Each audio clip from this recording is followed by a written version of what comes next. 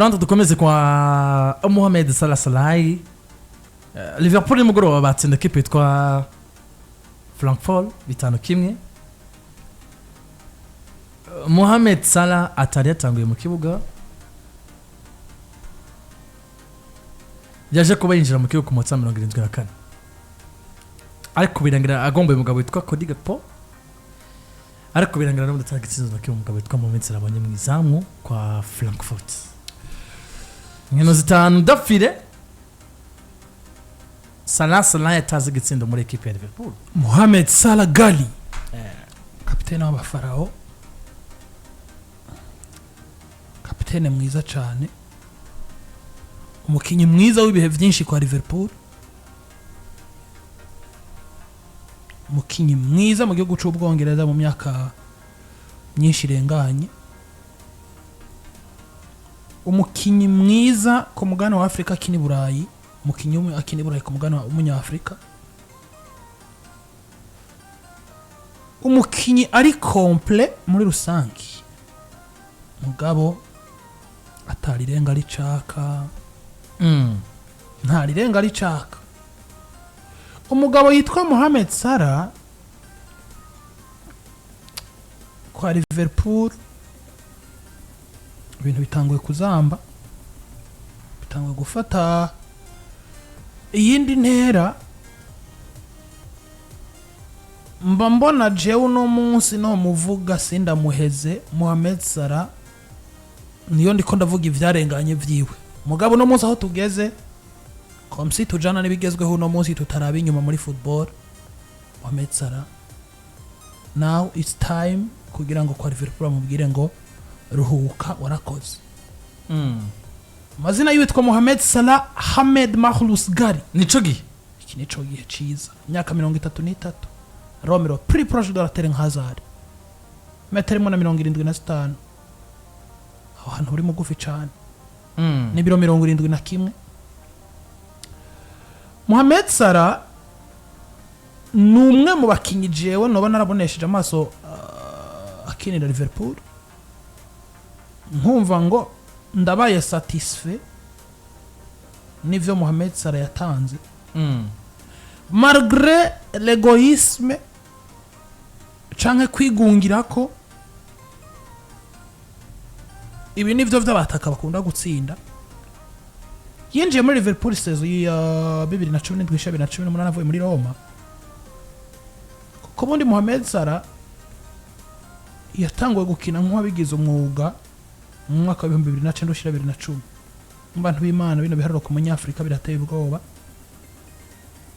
Toute compétition confondue, Mohamed Salah afise match amajana 784, afise ibitsinda amajana 395 na assist 179, amaze guhabwa ikarata y'agahama inshuro imwe kuva baho.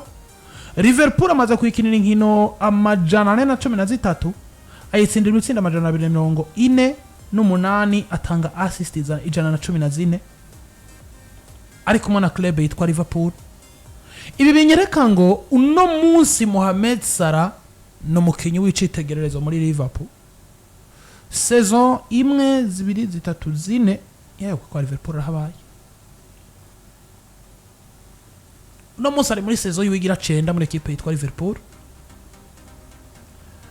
Aho no vuga ngo saison yahabaye, saison yiwe ya mbere kwa Liverpool toute compétition confondue yatsinze ibitsinda 44, saison ya kabiri atsinda ibitsinda 27, iya gatatu atsinda 23, iya kane atsinda ibitsinda 31, iya gatanu atsinda 31, iya gatandatu atsinda 30, iyindwi atsinda 25. Mu mwaka uheze yari saison yiwe y'umunani yatsinze ibitsinda 34. Uno mwaka toute compétition confondue Mohamed Salah uko imisi igenda iregera imbere, ni nako ingufu za Mohamed Salah zisubira inyuma. Afise ibitsinda 3 na assist 3 mu nkino 12, nivyo afise igice ca contribution y'ibitsindo igice c'inkino amaze gukina. Mugabo Mohamed Salah twamumenye muri qualité yitwa kuba muri der atsinda anassista muri equipe, ariko no munsi bisa nkaho vyamaze kuzamba. Ivyanatumye bamwe mu bakunzi ba Liverpool ikinyamakuru Sky Sport c'abongereza caje gukora sondage kica mu bakunzi ba Liverpool, kica mu banditsi n'ibinyamakuru, kirabaza ngo mbega umugabo yitwa Mohamed Salah yoba akibereye kwitwa umukinyi wa Liverpool ngenderwako. Ibice 74 by'abantu baje guhitamo ijambo rivuga ngo oya, no, Mohamed Salah ntagikwiriye kwitwa umukinyi ngenderwako muri equipe ya Liverpool. Harageze ko atangura kugenda aruhurirwa gato gato. Ni navyo Arne yaje gukorera ko ku mugoroba w'ijoro ryakeye bakina na Eintracht Frankfurt muri Champions League, binamuhesha umusaruro. Bamwe mu bakunzi ba Liverpool batangura kuvuga ngo ngwaho noneho wa mugabo yitwa Mohamed Salah ashobora kuba ari wenyine abayazana cyangwa barukwege muri equipe ya Liverpool yababuza kuronka amanota. Ikinyamakuru citwa tribuna.com caje kuba gitangaza yuko umugabo yitwa Mohamed Salah yahinduye ifoto yiwe na title canke titre kuriya kuntu usanga kuri Instagram, kuri Twitter nande hagiye atandukanye. Warashize ko foto do profile yari ko foto do profile ya Liverpool yambaye jezi ya Liverpool, na kuriya kuntu usanga hariho nk'akajambo dufata waranditseko. Noneho yabihinduye kubw'agashavu ko kumva ngo abakunzi ba Liverpool bageze ahantu batangura kunyibasira, bakambona nko kumengo nijo ndi barukwege muri equipe yabo. Noneho ku munsi w'ejo umugabo yitwa Mohamed Salah amaze kubona ko kuri liste y'abakinyi ba Arne batangura mu kibuga atariko, yagiye kuri bande touche yumva ko ari frustré, atameze neza muri we. Ni nyuma yuko abakinyi baheje gutsinda Eintracht Frankfurt muri vestiaire bariko baratamba baryohewe, Mohamed Salah wowe yari ahantu ha wenyene yigunze yijiriwe avuga ati ushobora ko ari wo mwanya wanje wa nyuma nubwo nongeye amasezerano y'imyaka 2 muri Liverpool. Arne agatangura kunkaraba akanyereka ngo muri projet zanje ntukirimo, ariko nimba bino Arne yo nabikorera ko bigatanga umusaruro hamwe Mohamed Salah yoba ari we kibazo. Mohamed Salah aruhuke.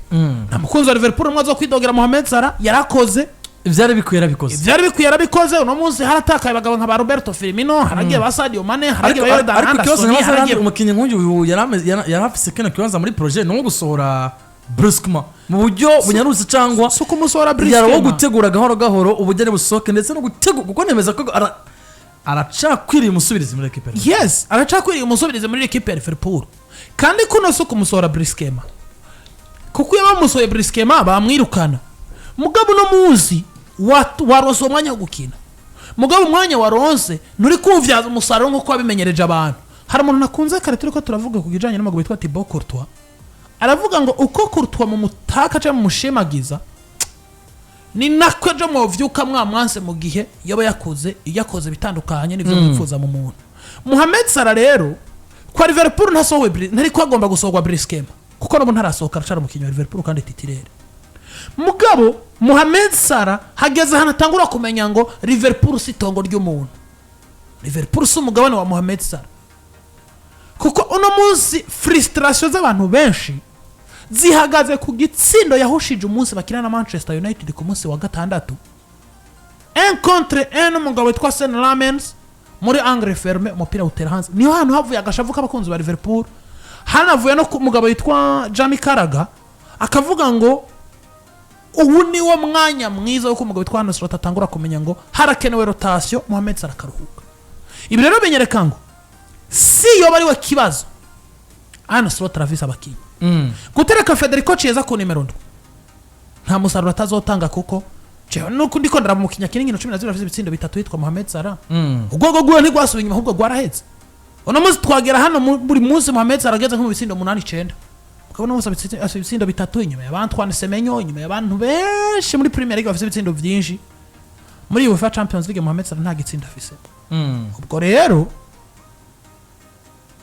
twicare dutekereze tumenye ngo Mohamed Salah yarabaye umukinyi mwiza no muri legend wa Liverpool ariko nimba Steve G no munsi yogaruka kitwa umukinyi wa Liverpool kacu ugomba kumugendera ko ngo niko aritwa Steve Gerrard uriko raca kubiri n'akaranga mutima ko witwa umumenyereza wa mwiza mu gihe ivyo ariko arafata nka decision mu kibuga biriko birakunda nimba na Mohamed Salah yogarura urwego turabona slot yamurekeye mu kibuga mugabo aho bigeze no munsi Mohamed Salah akwiye kumenya yuko Liverpool yarayihaye vyose na yaramuhaye vyose kuko arafise Champions League arase Premier League zibiri ivyo na barejande ba Liverpool benshi batabifise ba Steve Gerrard ntavyo bafise abo ba Jamie Carragher bigo baravuga ntavyo bagira aba Michael Owen ntavyo bagira mugabo Mohamed Salah no munsi yicaye ahantu h'icubahiro cane ariko agomba kumenya ngo nimba ntazoba nkihari no mu bundi buzima Liverpool izohoraho ni institution nanje ndumuntu ngo rero jewe slot yafashe ingingo nkuru cane na nemeye iminota 74 Mohamed Salah ataraza mu kibuga twaba tubona umenga ibara ryaguye mugabo umugabo yitwa slot yafunze umwuka aravuga ngo ruhuka ngomba nkinishe Cody Gakpo ngomba nkinishe Hugo Ekitike no mugabo yitwa Alexander Isaac nituronka amanota tuyaronke nituyabure mugabo nakoze rotation muri equipe yacu. Yes, nivyo kwa Liverpool nako turangiriza mu bafatanya ariko dufise hano dusukaje minota mike cyane hano kugira ngo dusohoke muri kino kiganiro cacu ni